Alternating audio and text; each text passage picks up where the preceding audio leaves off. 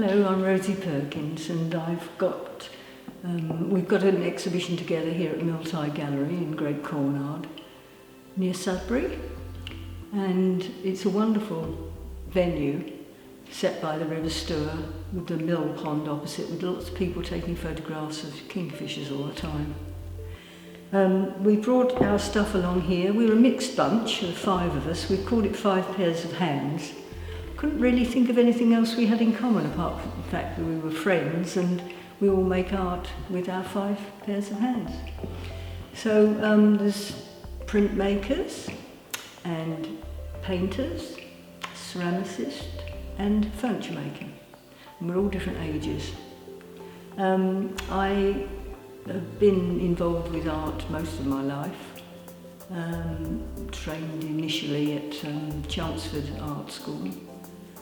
I make prints at Gainsborough's house. We use the equipment there. We've got several presses there. Michael is a printmaker and Sarah a printmaker.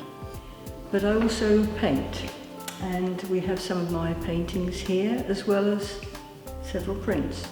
Most of my work is inspired by nature, as in these pictures here. This one's called Hunter's Moon. It's particularly interesting at the time of the harvest that you get these really large moons, and I love that. This is glowworms. And that one's called Ring Around the Moon. And this is one of my things where I have reeds and so on, of course, the East Anglian reeds.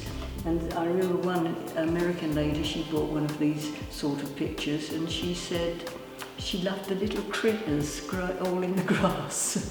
So a lot of it is left to your imagination. I did a whole series of these with stoats. I'd been fascinated by the way stoats do a dance. Nobody seems to really know why. It may be to fascinate their prey, but nobody really knows why they leap and prance. And I did some stock frame pictures on the computer and online a video, YouTube I think it was. And then I made the different poses from the stock frame as they moved. So that's one of my stoat pieces, and they're all monoprints because each stoat in the different attitude is printed separately, so I place them in different ways. So that's one of those. This is another one that I did, is particularly interesting. I went to New Zealand and went all around New Zealand, and this I was fascinated by these pukekos, which are one of the rails, like our moorhens and coot, but they have very long toes, probably longer than that. And this is printed on a Maori-made paper, which is made from sort of flax. They call it flax, but it's what we call formium, that's it.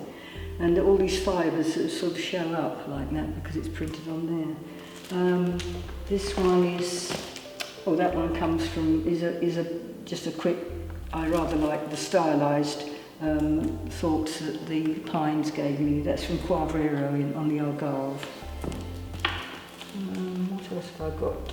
Lots of different things. Here's one of something I've never actually seen in England. I did an etching of the swallowtail butterfly. This is a male, which you can tell by, I think, the longer spurs on the wings there.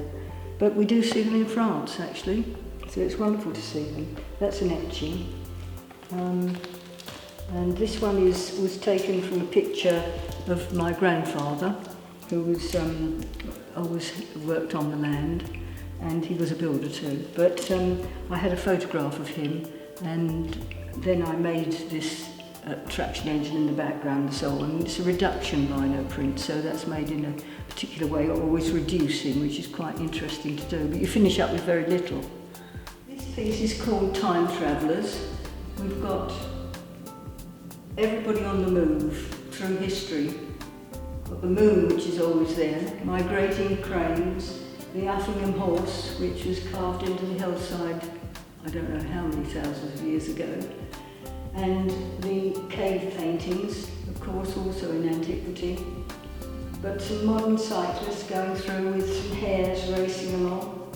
Everything's moving, but there are constants, the moon and the DNA running through. These This represents the double helix of the DNA. This is another of those composite pictures called Time Travellers.